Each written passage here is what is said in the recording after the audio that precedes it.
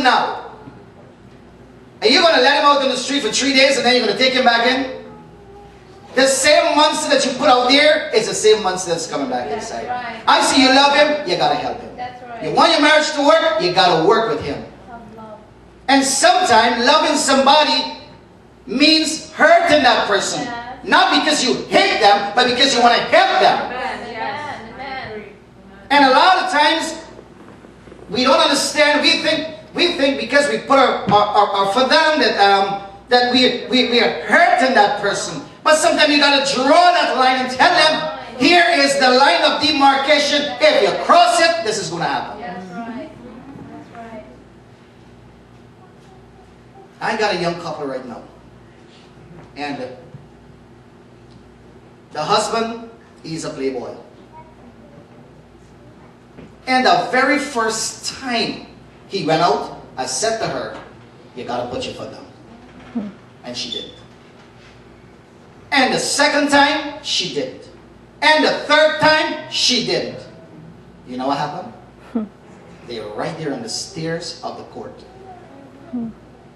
You got to put your foot down. It's a decision that you have to make. You're going to live with those consequences. And you got to understand that God has not, we're not stupid, not because you're a Christian. Right. Yes. Amen. How many times you think because you're a Christian, I got to swallow, I got to accept, I got to take the passive stand, No, you can't. That's right. Amen. And this is why I tell children, no, you can be angry with me. You rather, when they go to the prison, they're teaching them there, or you rather me to tell you to tell them now? Which one? Yes. Amen. I don't want it to get there. I tell parents all the time, you got to put your foot down. That's right. Amen. Sometimes we got those kids that would challenge you. And they put you to the test. All the time. And you better get nerves like steel. They're going to test your limits. So a lady said to me, Pastor, so my teenage daughter, she is just misbehaving. What am I going to do? I don't know what to do. So she texts, yeah. See, I know the window to the world is that little thing in your hands. Yes. Now, I know they're going to vex with me today. But I'm telling you, you can try it. Here, who's paying the bill? That's right. If they're working and paying the bill, that's a different story.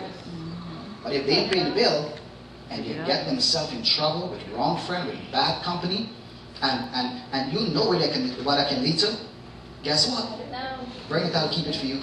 Yep. Shut it down. Tell them you give the phone to the pastor. Yeah. I'll put it in the church, safe and lock it up. You shut them down. Shut the computer down.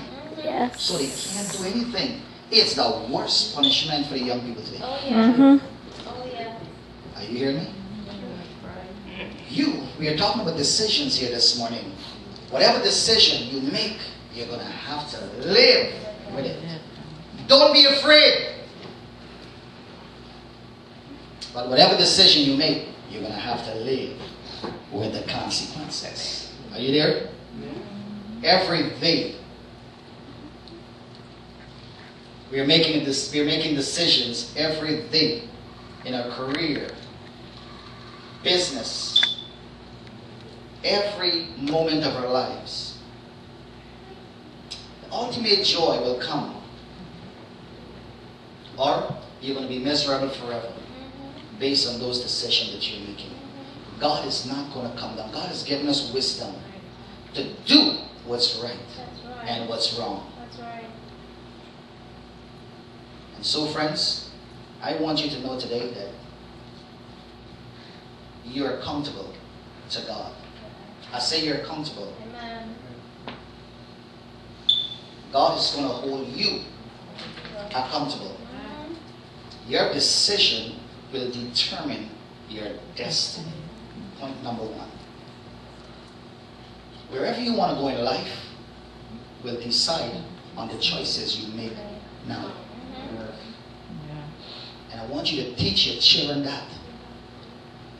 that if you decide that I'm going to fool around and I'm not going to take life serious, it's going to come back to haunt them. If you decide that I'm going to be loving, I'm going to be kind, I'm not going to discipline, I'm just going to take it easy, it's going to come back to haunt you. Life is not easy.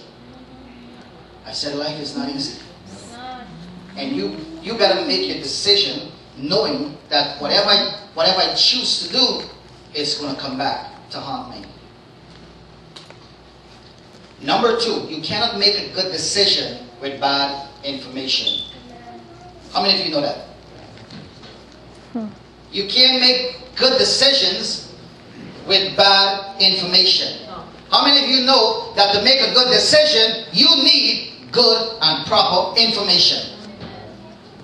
How many of you know if I'm going to marry this girl, I got to know something about her background? We don't do that anymore, right?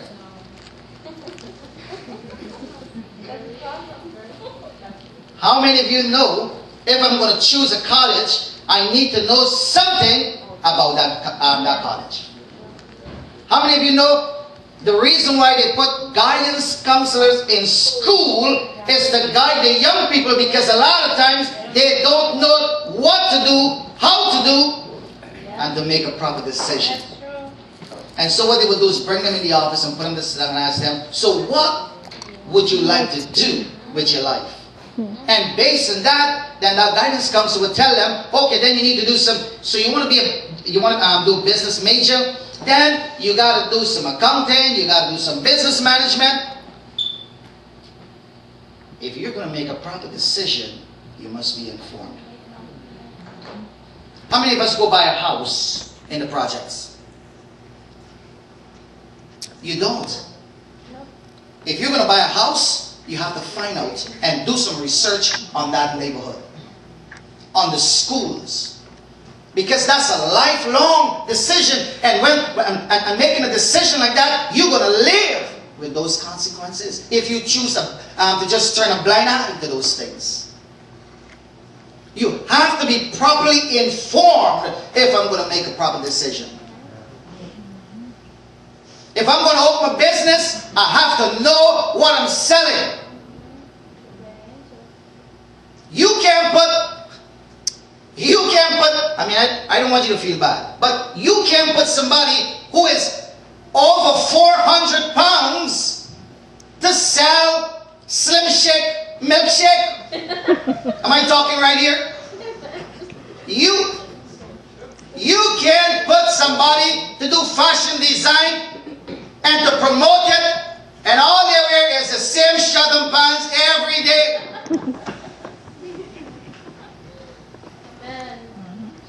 We can't put somebody in the food pantry that is very stingy. You're gonna get a fight every week. You can't put somebody in the food pantry with a short temper. We can't put any lead in the food pantry that's very loud-mouthed. The church can get a bad name. Alright, we gotta decide. That job is demanding, it's harassing. We can't put somebody to run the food pantry, especially when they have to be there 5 hours, 10 hours, and the wife is, I won't say anything else.